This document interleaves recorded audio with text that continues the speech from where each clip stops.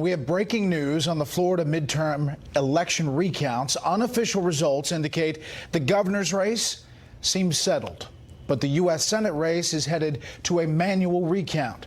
All this comes as one county misses today's deadline, and a federal judge says the state has become a laughingstock over its persistent election problems.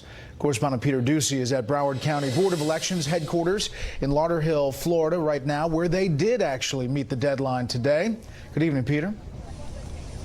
Good evening, Brett. The recount revealed that the Democrat for Governor Andrew Gillum gained just one vote on the Republican Ron DeSantis, so that race appears to be out of reach for Gillum. However, the Senate race still too close to call after a machine recount that revealed that machines probably won't be taking over elections any cycle soon.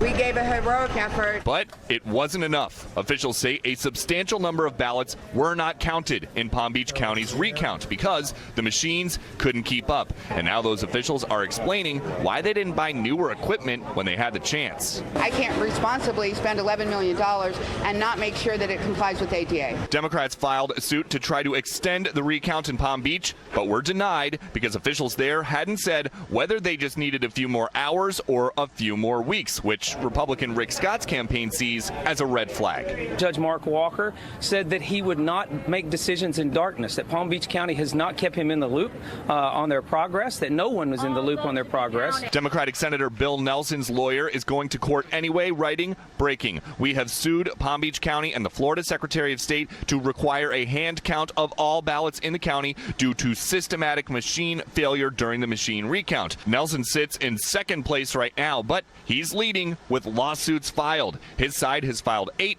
Rick Scott has filed 6. Scott's campaign isn't just pressuring Nelson to concede. They want him to follow up on reports that some Democrats tried to encourage voters to send in ballots for 2 days after the election. The Republicans' campaign manager says in a statement, Bill Nelson can either stay silent and be in favor of organized fraud by the Democrat Party, or he can do the right thing and demand the immediate resignation of Florida's Democrat Party chair. The most closely watched county since last Tuesday, Broward, managed to submit results of their recount about 15 minutes ahead of the deadline. But the embattled election supervisor, Brenda Snipes, didn't have much to say. We are excited to be at this point.